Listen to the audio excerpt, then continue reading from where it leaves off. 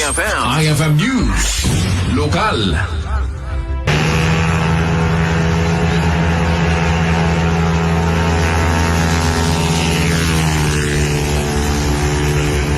Iti dayto yung anay patulod na video kat makita ti kalsada anasip nget nga iso ti paglalumbaan dagiti nakamotorsiklo iti syudad Tilawag madlawan ti kinaringgor dagiti tambutso no kastapi karenda dagiti riders ti Silinya Dorda gapu iti daytoy kat adon dagiti tattao nga nagipatulod ti reklamo da kadagiti asaan ang mabigbig a riders.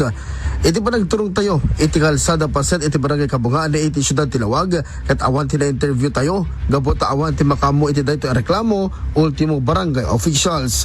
Nagturong tayo iti barangay Sambuanga Amay Sapay ang makinsakop iti paglulumbaan da ket ditoy ako na ni Kapitan Rainer Manuel ket awan pa iti amuna iti daytoy ket amenado da asaan na napintas nga rami ti inobra dagiti riders kinid daw na maikan pailaing daytoy iti oras tapto irikasta ket marisot ken mapagsaritaan daytoy abanag iti metbiang ti PNP ket naiget dang ipawen iti kastoy apan naglalumba ket namaw dawat da iti publiko iti parang surot kuma kadagiti pagalagadan ken linteg iti kalsada. Ating province, yung ating tumataas na mga BTIs, most of our BTIs in Ilocos Norte are human errors or and at the same time mechanical errors.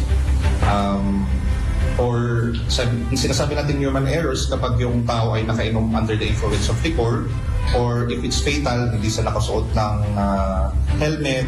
That's why with the effort of police officers sa municipalities and cities, and from the record of our Provincial Operations and Management Unit and our investigation unit, we have cited individuals from January to present, 2,280 individuals for not wearing helmet, and of course we've issued traffic citation tickets to them. And true to our commitment to the ordinance on the strict wearing of the high visibility vest from 6 p.m. to 6 a.m., umabot po tayo ng 4,894 individuals cited na hindi po nagsusuot ng ating vest. Alam po natin that these motorists, itong nakabike, nakakurong-kurong, ay hindi po minsan nakikita in the darkness of the night or during nocturnal hours. Hindi po natin sila napapansin. And that increase that in one way